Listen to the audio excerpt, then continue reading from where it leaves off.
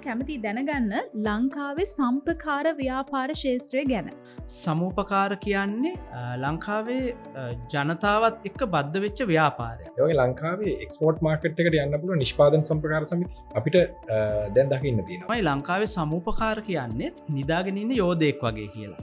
China is sleeping giant කියලා. කියන්නේ චීනය කියන්නේ නිදාගෙන ඉන්න යෝධයෙක් කියලා.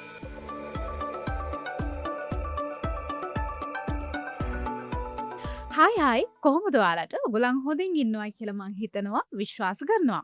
ඔගොල්ලන්ව බොහොම ආදරයෙන් පිළිගන්නවා SDB මන්තිරුව පොඩ්කාස්ට් සීරීස් එකේ තවත් එපිසෝඩ් එකකට. හරි. අද එපිසෝඩ් එක පටන් ගන්න කලින් දෙයක් කියන්න ඕනේ කියලා කල්පනා කරා. ඒ නිසා මතක තියාගෙන ආවා කියන්න ඕනේ දේ. අපිට කවදාක්වත් අපි ඉපදෙන විදිහ නැත්තම් ඉපදෙන තැන වෙනස් කරන්න බෑ. ඒක ඔයාට මට විතරක් නෙමේ කාටත් පොදුයි.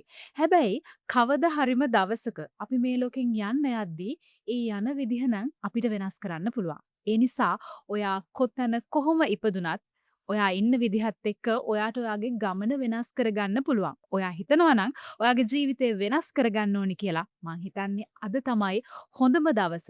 ඒ දවස වෙනුවෙන් ඔයාගේ වටිනකම් දන්න SDB බැංකුවේ ඉන්නවා ඔයාගේ ජීවිත ගමන වෙනස් කරන්න. හොඳයි එහෙමනම් පටන් ගමු SDB මන්තිරුව පොඩ්කාස්ට් එක. අද අපි කතා කරන්නේ අපේ මේ සීරීස් එකේ මේ එපිසෝඩ් එකකින් ලංකාවේ සම්පකාර ශේත්‍රය පිළිබඳව. මේ ගැන කතා කරන්න අපි කාටද එන්න කිව්වේ. අද පිරිමි ළමයි දෙන්නෙක් ඉන්නවා SDB බැංකුව වෙනුවෙන් අපිත් එක්ක ඇවිල්ලා ලංකාවේ සම්පකාර ශේත්‍රය ගැන කතා කරන්න. අපි මුලින්ම අපේ අද එපිසෝඩ් එකට ඒ දෙන්නව පිළිගමු අඳුනගමු කවුද අපිත් එක්ක එකතු වෙලා ඉන්නේ කියලා. අපි ආරාධනා කරා අද අපේ SDB අන්තිරුව මේ එපිසෝඩ් එකට සම්පකාර සංවර්ධන අංශයේ සහකාර සාමාන්‍ය අධිකාරී SDB බැංකුවේ ලසන්ත එදිරිසූරිය. ආයිබෝන් ලසන්ත. ආයිබෝන්. බොහොම ගෞරවයෙන් පිළිගන්නවා අද එපිසෝඩ් එකට. ඊට පස්සේ ඇවිල්ලා ඉන්නවා SDB බැංකුවේ කළමනාකරු සම්පකාර තැන්පතු මහේන්ද්‍ර මාපාරත්මලේ. ආයිබෝන්. අයිබෝන් ලක්ෂය. මං ඔයාගෙන් අද එපිසෝඩ් එක පටන් ගන්නම්. මං කැමති දැනගන්න ලංකාවේ සම්පකාර ව්‍යාපාර ශේත්‍රය ගැන. ඔව් දුලාශි. ලංකාවේ සම්පකාර ශේත්‍රයේ තියෙන වැදගත්කම ගැන කතා කරන එක මං හිතන්නේ කාලීන අවශ්‍යතාවය. මට මතක් වෙනවා මේ අර ඉස්සර කියමනක් තිබුණා China is sleeping giant කියලා. ඒ කියන්නේ චීනය කියන්නේ නිදාගෙන ඉන්න යෝධයෙක් කියලා. හැබැයි මීට අවුරුදු 10කට විතර ඉස්සර මම ගියපු බැංකින් ෆෝරම් එකකදී කිව්වා දැන් චීනය අවදි වෙලා තියෙන්නේ the world is moving towards Asia කියලා. දැන් අපි 2025 ඉන්නේ. ඉතින් මේ කතාව දැන් මේ වෙනකොට ඇත්ත වෙලා තියෙනවා. දැන් ගොඩාක් අංශවලින් චීනය ලෝකේ අංක 1 නැත්තම් 2 තැනට ඇවිල්ලා ඉන්නවා. ඉතින් මේ හා සමාන කතාවක් ලංකාවේ සම්පකාර ගැනත් කියවෙනවා. ඒක තමයි ලංකාවේ සමූපකාර කියන්නේ නිදාගෙන ඉන්න යෝධයෙක් වගේ කියලා. ඉතින් ඇත්තටම ලංකාවේ සම්පකාර නිදාගෙන ඉන්න යෝධයෙක්ද? එහෙම නැත්නම් ඒ යෝධයා දැන් අවදි වෙලාද?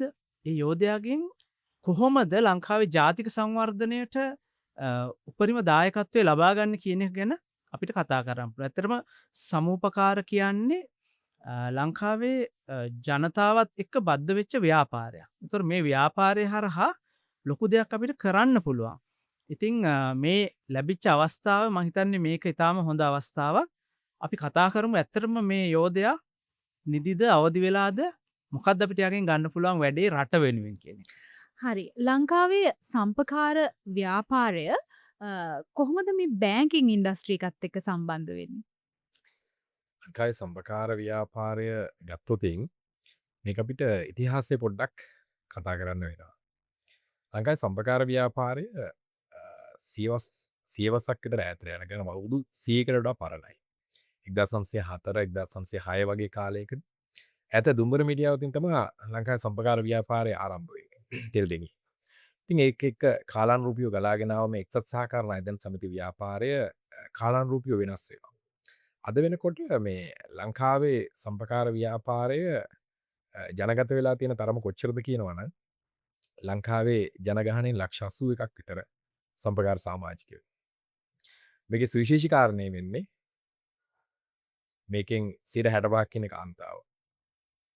ඒ වගේම ලංකාවේ සම්පකාර ව්‍යාපාරය ගත්තොතින් ශේෂ්ත්‍ර ගණනාවක් පුරාවට මේක දැන් පැතිරලා ගිහිල්ලා තියෙනවා. මූල්‍ය සම්පත් සම්පකාර උදාහරණයක් ගත්තොත් සංස ව්‍යාපාරය, සැකසුම් රමණායකන්ට සම්පකාර, ඒත් එක්කම විවිධ සේවා සම්පකාර සමිති ව්‍යාපාරය, ඒ වගේ ගත්තාම තව නිෂ්පාදන සම්පකාරවාදී වශයෙන් ගණනාවකට මේක විහිදිලා තියෙනවා. ඉතින් බැංකුවත් එක්ක මේක කොහොමද බද්ධ වෙන්නේ කියන කාරණේ ගත්තොත් අපි බැංකුකරුවන් විදිහට සම්පකාරයේ ආමන්ත්‍රණය කළ යුත්තේ කොතනින්දලද කියලා. සම්පකාරී ව්‍යවසායකයෙක් ඉදිරියට ගේනවද? එහෙම නැත්නම් සම්පකාරය තවදුරටත් අපි තැන්පත්කරුවෙක් විදිහට තියාගන්නවද කියන කාරණේ එහාට ගිය මාතෘකාවකට අපිට යන්න වෙනවා. ලසන්ත දැන් මේ සම්පකාරය කියලා කිව්ව ගමන් ටිකක් වෙනස් විදිහේ මේ සමාජ මත ගොඩ නැගිලා තියෙනවා. බොහෝ වෙලාවට ආර්ථිකමය වශයෙන් ඉතා පහළ ඉන්න කණ්ඩායමකට විතරයි මේක මේ වෙන් වෙලා තියෙන්නේ. මේ වගේ මතක් තියෙනවා. මේ ගැන කතා කළොත් ඇත්තටම ඒක අපිට සමස්තය දිහා බැලුවහම සමහරට කෙනෙකුට එහෙම හිතෙන්න පුළුවන්. මොකද අර මහේන්ද්‍ර කිව්වා වගේ ලංකාවේ සමූපකාර සමිති 16000ක් තියෙනවා. ලංකාවේ ගම් තියෙන්නේ 14000යි. එතකොට මේ හැම ගමකම සම්පකාර සමිතියක් තියෙන්න ඕනේ. එතකොට ඒ ග්‍රාමීය වශයෙන් ඒ ග්‍රාමීය ජනතාවගේ ආර්ථික තත්ත්වය නගා සිටවන්න මේ සම්පකාර හරහා ලොකු කාර්යභාරයක් වෙනවා. හැබැයි ඒක එතනින් නතර වෙන්නේ නැහැ. ලංකාවේ සම්පකාර අතර විශාල වශයෙන් ක්‍රියාත්මක වෙන මහා පරිමාණ සම්පකාර තියෙනවා. ඒ වගේම විදේශ වෙළඳපළට යන එක්ස්පෝර්ට් මාකට් එකට ප්‍රොඩක්ට්ස් අරන් යන සම්පකාර තියෙනවා. ඉතින් ඒවත් එක්ක බැලුවහම මේක මේ එක කණ්ඩායමකට විතරක් සීමා වෙච්ච එකක් නෙමෙයි මම දකින විදිහට. මේක ඒ යටම ස්තරේ, ඒ වගේම මැද ස්තරේ, ඒ වගේම මහා පරිමාණ ස්තරේ කියන මේ හැම තැනකටම මේක පොදුවේ ඇප්ලයි කරන්න පුළුවන් කාරණාවක්. ඇත්තටම ලංකාව ගත්තොත් මම දකිනවා දුලාශී ලංකාවේ තියෙන ගොඩක් ප්‍රශ්නවලට තියෙන හොඳම සාර්ථකම විසඳුම තමයි සමූපකාරය කියලා. ඒ කියන්නේ ලංකාවේ රාජ්‍යාංශයේ පෞද්ගලිකාංශය ගත්තාම ඒ දෙකටම අයිති නොවන තුන්වෙනි ශේෂ්ත්‍රයක් විදිහට අපිට සම්පකාරය හඳුන්වන්න පුළුවන්. මහේන්ද්‍ර මේ කතාවට දැන් මේ ලසන්ත කියනවනේ ලංකාවේ තියෙන සමහර ප්‍රශ්න වලට මේ කෝපරේටිව් කියන්නේ හොඳ සොලියුෂන් එකක් නැත්නම් මේ සම්පකාරය ඇතුලේ සොලියුෂන්ස් තියෙනවා කියලා ඇත්තද මේ කතාව? ඔව්. ඒ කාරණේට අපිට එකක වෙන්න පුළුවන්. මොකද ලංකාවේ සම්පකාර ව්‍යාපාරයක් ගත්තොත් මුදල් එක්ක විතරක් ගලාගෙන එන ව්‍යාපාරයක් නෙවෙයි. මේක සාරධර්මත් එක්ක ගලාගෙන එන ව්‍යාපාරයක්. එතකොට අපි උදාහරණයක් විදිහට ගත්තොත් ලංකාවේ සමස්ත ව්‍යාපාරය ආරම්භ වෙන්නේ අඩක් ගුණධර්ම, අඩක් මුදල් කියන බොහොම උදාර සංකල්පයක් එක්ක. එතකොට ඒක හරි ලස්සන සිතුවිල්ලක් නේද? සිතුවිල්ලක් විදිහට ගත්තා. ඔව් සිතුවිල්ලක් විදිහට ගත්තොත් හරි ලස්සනයි. ඒ වගේම මේ ක්‍රියාත්මක වෙන ක්‍රියාදාමයක්. මොකද ප්‍රජාව බලගැන්වීම හරහා තමයි සම්පකාරය දියුණු කරන්නේ. ඒ කියන්නේ සමාජිකයව බලගැන්වීම තුලින් තමයි සම්පකාර සමිතිය සංවර්ධනය වෙන්නේ. ඒ හරහා තමයි ගම සංවර්ධනය වෙන්නේ. ගම සංවර්ධනය වුණොත් තමයි ගමට මුදල් ගලා එම සිද්ධ වෙන්නේ. එතකොට තමයි රැකියා නියුක්තිය ඇති වෙන්නේ. එතකොට පුළුවන් මිනිස්සුන්ට තමන්ගේ ගමේ ඉඳලම තමන්ගේ ආදායම් උත්පාදනය කරගෙන බොහොම නිදහසේ සැහැල්ලු ජීවිතයක් ගත කරන්න. දැන් මහේන්ද්‍ර මම ඔකට පොඩි තව කතාවක් එකතු කරන්නම්.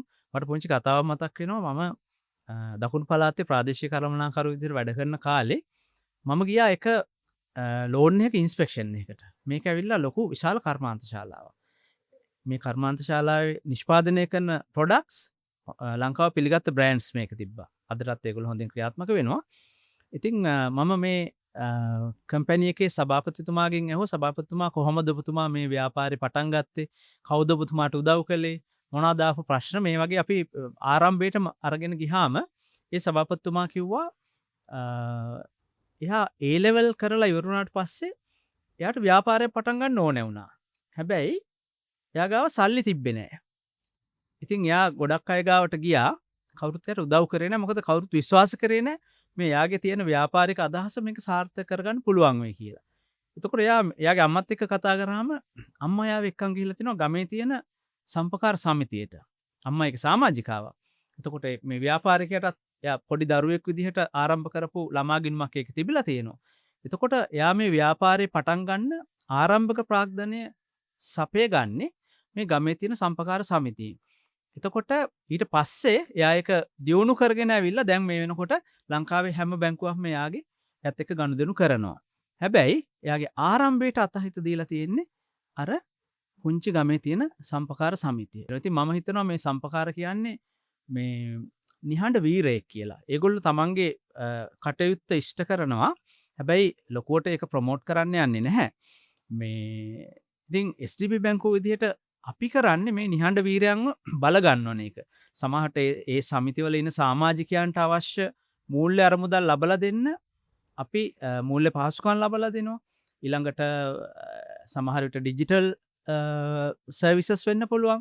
එතනින් ගිහාම ඒගොල්ලන්ගේ soft skills develop කරන්න අවශ්‍ය capacity building training වෙන්න පුළුවන්. මේ වගේ මේ සමිතිවලට අවශ්‍ය වෙන මූල්‍ය සහ මූල්‍ය නොවන කියන දෙපැත්තෙන්ම උදව් කරන බැංකුවක් තමයි STB බැංකුව. මහින්ද දැන් මේ ලසන්තගේ කතාවත් එක්ක අපි හැමෝටම පැහැදිලි මේ සම්පකාරය කියන සංකල්පය කොහොමද බිහි වෙන්නේ, කොහොමද මේක ගම ඇතුලේ ක්‍රියාත්මක වෙන්නේ කියලා. දැන් ගම ඇතුලේ කුඩා කණ්ඩායම් විදිහට එකතු වෙන මේ එකතු වෙලා නිර්මාණය වෙන මේ සම්පකාර ශේෂ්ත්‍රය තාම මේ විදිහද නැත්නම් දැන් මේ වෙද්දි ඩිවලොප් වෙලා අලුත් දේවල් එකතු වෙලා මේ ටෙක්නොලොජි එකත් එක්ක වෙනස් වෙලා අලුත් දේවල් එකතු වෙලා එහෙම තියෙනවද? සම්පකාර ව්‍යාපාරය ගත්තොතින් ගොඩක් හෙමින් තමයි ඩියවලොප් වෙන්නේ. පළවෙනි කාරණය. හැබැයි මේ බොහොම ඉදිරියට ආපු සම්පකාර සමිති ලංකාව පුරා අපිට දකින්න තියෙනවා.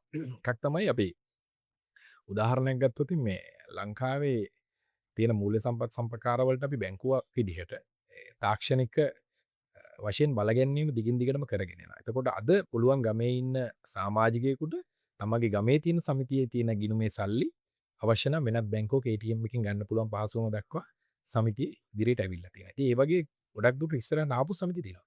ඒ වගේ ලංකාවේ එක්ස්පෝර්ට් මාකට් එකට යන්න පුළුවන් නිෂ්පාදන සම්ප්‍රකාර සමිතිය අපිට දැන් දකින්න තියෙනවා. උදාහරණයක් ගත්තොත් අපි දූනගහපොල් සම්ප්‍රකාර සමිතිය ගත්තොත් ලංකාවේ තියෙන අවුරුදු 70ක් විතර පරණ නිෂ්පාදන සම්ප්‍රකාර සමිතියක් මේක සමාජික 1200ක් විතර ඉන්නවා.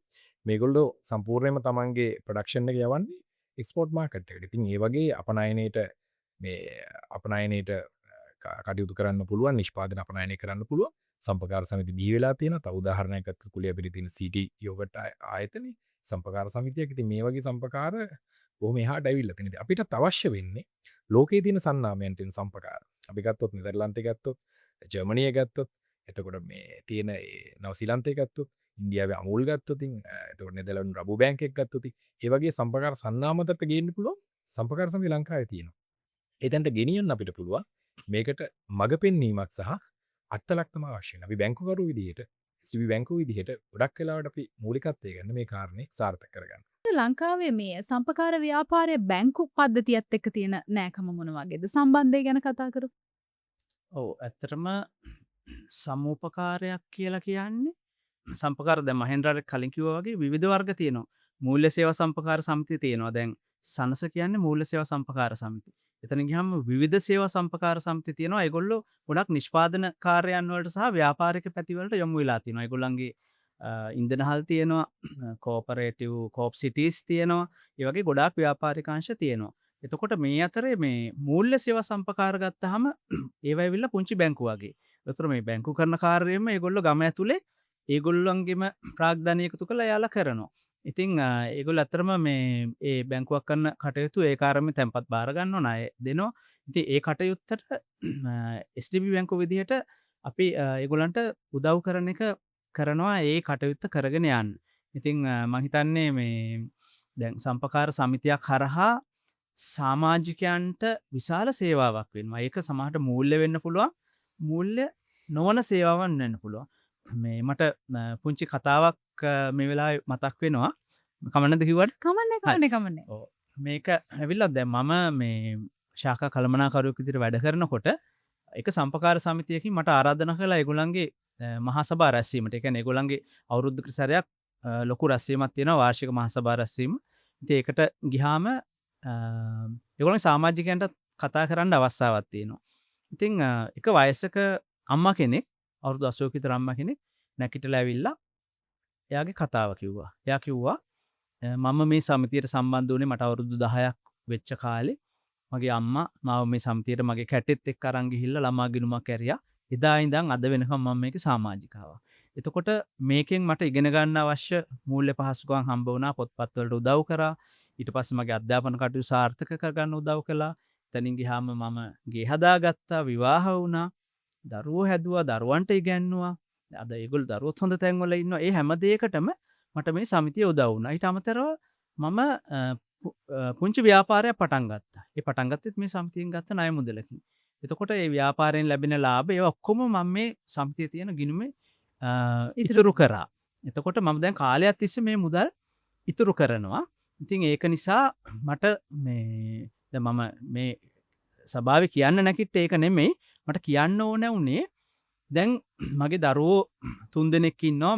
දැන් මේ මම දැන් එක සතියක් ලොකු පුතාගේ ගෙදර හිටියොත් ඊගාව සතියේ ඉන්නේ දෙවෙනි අය ගෙදර. ඊගාව සතියේ ඉන්නේ බාලයා ගෙදර. මේ දරුවෝ 3 දෙනා මට ඉතාලම හොඳින් සලකනවා මාව බලා ගන්නවා. ඉතින් හොඳ දරුවෝ.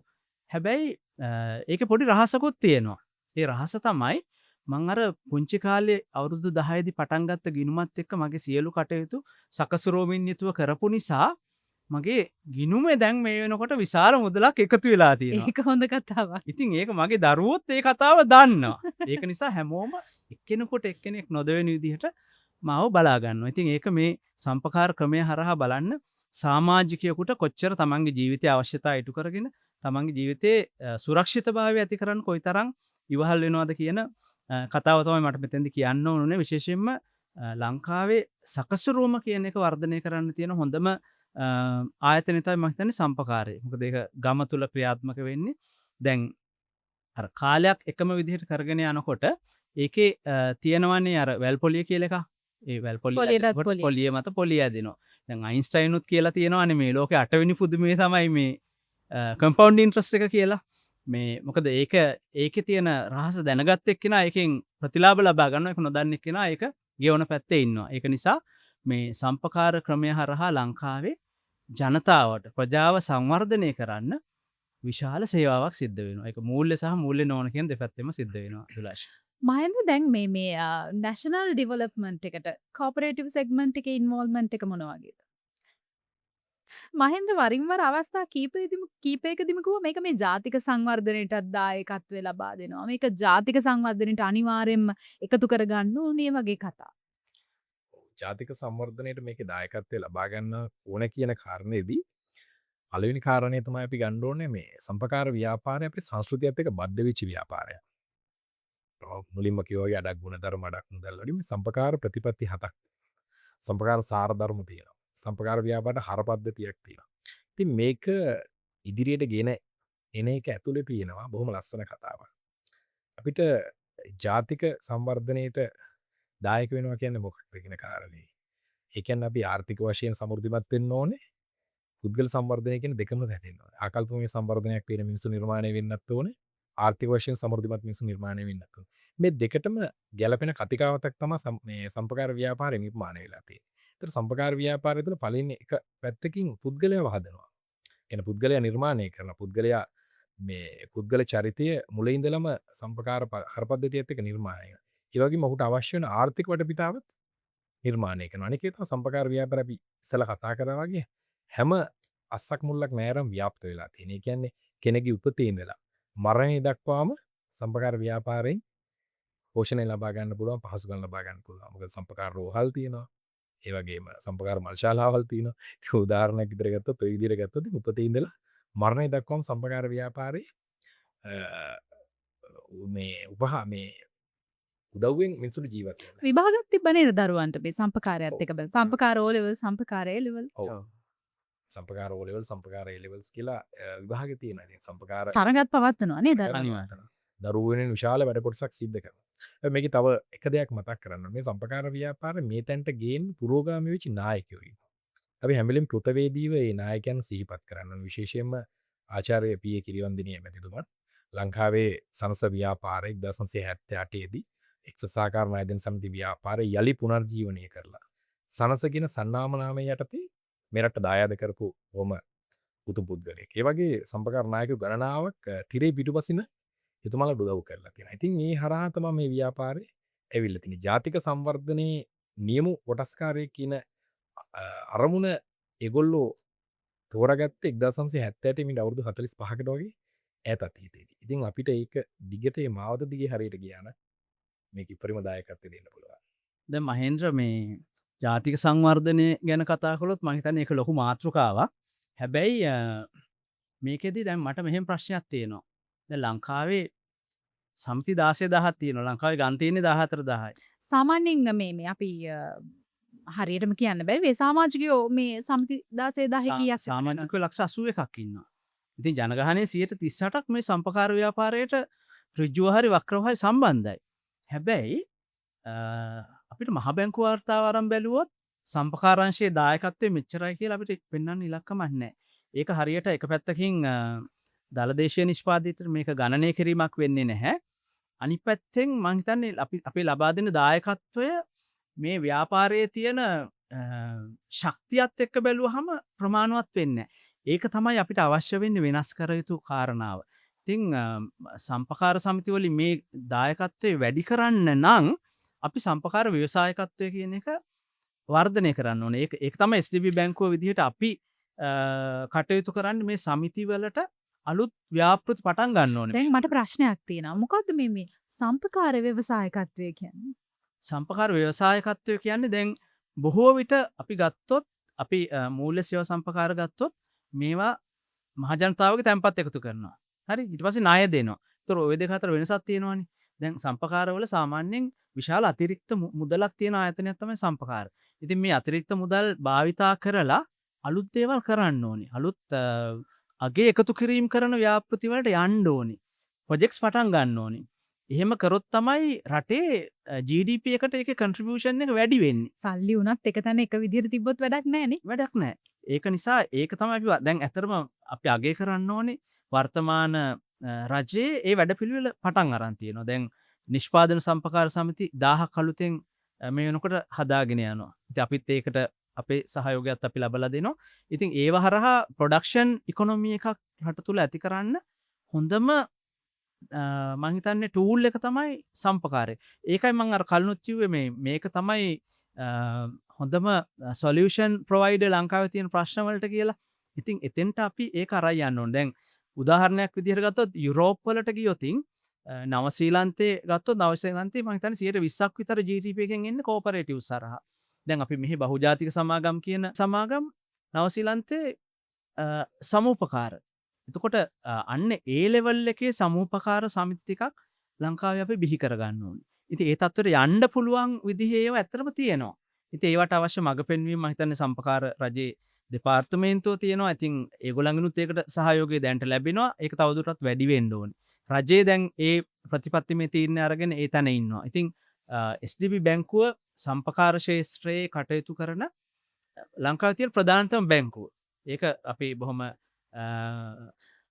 අභිමානයෙන් යුතු ඔය ගම පොඩි ප්‍රශ්නයක් තියෙනවා. ඒකත් ලියාගෙන යන්න. දැන් කෙනෙකුට හිතෙන්න පුළුවන් බොරු කියන්න ඕනේ නැහැ මටත් හිතෙනවා. මේ SDB බැංකුවයි සම්පකාර සමිතිය අතර සම්බන්ධය මොකක්ද කියලා? සම්පකාර සමිති සහ STB බැංකුව කියන්න මොකක්ද කියන්නේ නෑදෑකම.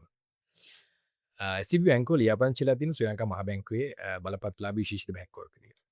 සම්පකාර සමිති ලියාපදිංචිලා තියෙන්නේ 1972 අංක 5 දරුණු සම්පකාර පනත යටතේ සම්පකාර දෙපාර්තමේන්තුවේ කොමසාරිස් රෙජිස්ට්‍රාර්වරයාට තමයි ලියාපදිංචිලා තියෙන්නේ. හැබැයි සම්පකාර සමිතිවල අරමුණත් සම්පකාර සමිති විසින් නිර්මාණය කරපු අපේ STB බැංකුවේ අරමුණත් එකයි. සම්පකාර සමිති බැංකුව නිර්මාණය කරේ සම්පකාර සමිතිවල සමාජිකයන්ට සම්පකාර සමිතිවලින් ලබා ගන්න බැරි සේවාවන් ලබා ගන්න තමයි බැංකුව නිර්මාණය කරන්නේ. ඒතර ඒගොල්ලන්ට ලබා ගන්න බැරි මූල්‍ය පහසුකම් ලබා ගන්න, කල්බදු පහසුකම් ලබා ගන්න, ඒ වගේ විවිධ වූ ශේෂ්ත්‍ර ගණනාවක් පහසුකම් ලබා ගන්න තමයි බැංකුවක් නිර්මාණය කරන්නේ. ඒතර බැංකුවට ඒ ගැළපෙන පනතකින් ලංකාව තුළ ස්ථාපනය කරලා තියෙන එකයි. එතකොට හැබැයි අපි අදට කරන කාරණය තමයි අපිව නිර්මාණය කරපු සම්පකාර ව්‍යාපාරය නැත්නම් සංස ව්‍යාපාරය අපි අනික් පැත්තට පසුපෝෂණය කරමින් ඉන්නවා. මේ විදිහට අපි සම්පකාර සමිතිවල නායකයෝ, කාර්ය මණ්ඩලය, සමාජිකයෝ, තාක්ෂණ මේ නායකත්වයේ එහෙම නැත්නම් ස්කිල් ඩෙවලොප්මන්ට් ප්‍රෝග්‍රෑම්ස්, ඒ කියන්නේ මොටිවේෂන් ප්‍රෝග්‍රෑම්ස් අපි 167ක් පහුගිය අවුරුදු දෙක තුල නොමිලේ පවත්වලා තියෙනවා. මේකට 6000කට 7000කට වැඩි පිරිසක් සහභාගී වෙලා තියෙනවා. බොහොම හොඳ ප්‍රතිචාර ලැබිලා තියෙනවා. සමහර සම්පකාර සමිතිවල ඒගොල්ලන්ගේ බාහිර පෙනුම වෙනස් කරගත්ත දේවල් අපිට එවලා තියෙනවා. ඒගොල්ලන්ගේ ඉලක්ක ළඟාවීම පිළිබඳ තොරතුරු අපිට නැවත ලබා දීලා තියෙනවා. හරි සතුටක් දැනෙනවා ඒක අපහු අසුවිප්‍රම් කරලා බලනකොට. ඉතින් බැංකුවක් විදිහට අපි ඒ නෑදෑකමට ඒ හිතවත්කමට අපි හරි ආදරේ. හරි. ලසන්ත මොකද කියන්න හැදුවේ? ඔව්. දැන් මෙහිමයි. මේ සම්පකාර ශේෂ්ත්‍රයෙන් බිහි වෙච්ච බැංකුවක්. ඇවිල්ලා හැබැයි අපි දැන් අපි අනිත් ශේෂ්ත්‍ර වලටත් පැතිරිලා SME සෙක්ටර් එක, රීටේල් සෙක්ටර් එකේ ලංකාවේ අනිකුත් බැංකුත් එක්ක තරංකාරී විදිහට කටයුතු කරමින් ඉන්නවා. ඉතින් ඒ අතර ඇයි මම කිව්වේ ලංකාවේ සමූපකාරත් එක්ක කටයුතු කරන හොඳම බැංකුව විදිහට අපි හඳුන්වන්න පුළුවන් කියලා. දැන් අපේ ගත්තොත් අපේ බැංකුවේ අධ්‍යක්ෂ මණ්ඩලය යටතේ වෙනම සම්පකාර අනුකම්පාවක් ක්‍රියාත්මක වෙනවා. ඊළඟට ප්‍රධාන කාර්යාලයේ වෙනම සම්පකාර දෙපාර්තමේන්තුවක් අපි යටතේ ක්‍රියාත්මක වෙනවා. ප්‍රාදේශීය වශයෙන් නිලධාරීන් ඉන්නවා, ශාඛා මට්ටමේ නිලධාරීන් ඉන්නවා. ඊළඟට මේ සම්පකාරවල අර DNA එක ඒගොල්ලන්ට මොනවද ඇත්තටම ඕනේ?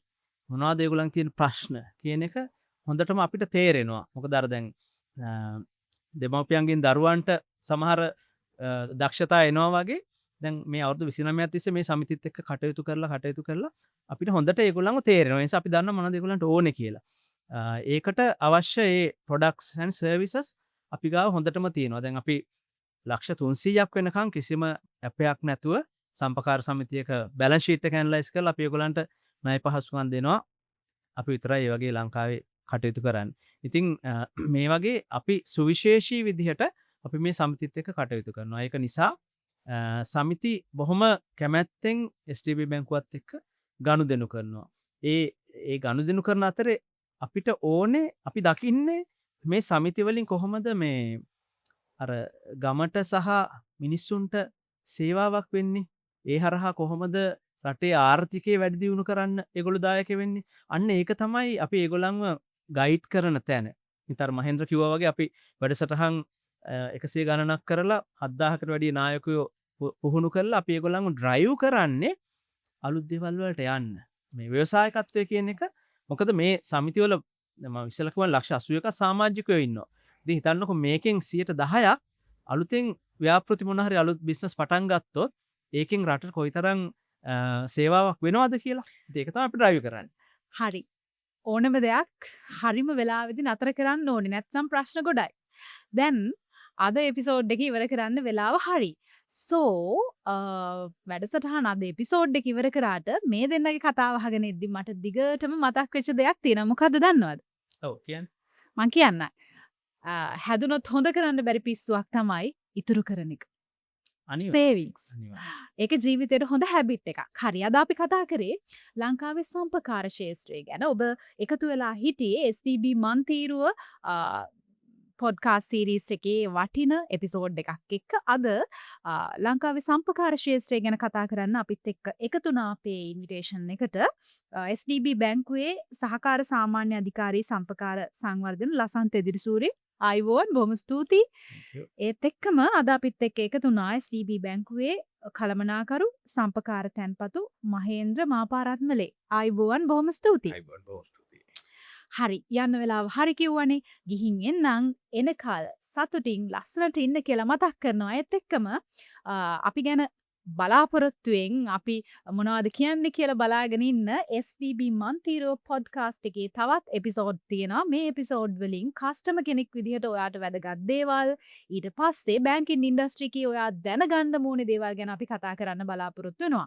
ඒ විතරක් නෙමෙයි මට අමතකුනේ නැහැ කියන්න මොනවා හරි අපේ මේ SDB මන්තිරව එපිසෝඩ් එකෙන් කතා කරන්න ඕනේ ටොපික් තියෙනවා නම් කමෙන්ට් කරන්න, අපිව ලයික් කරන්න. ඒ වගේම ඔයා මොනවා හරි කතා කරන්න ඕනේ කියලා මාතෘකාවක් යෝජනා කරොත් ඒ ගැන කතා කරන්නත් අපි බලාගෙන ඉන්නවා. හරි, ගිහින් එන්නම්. බයි.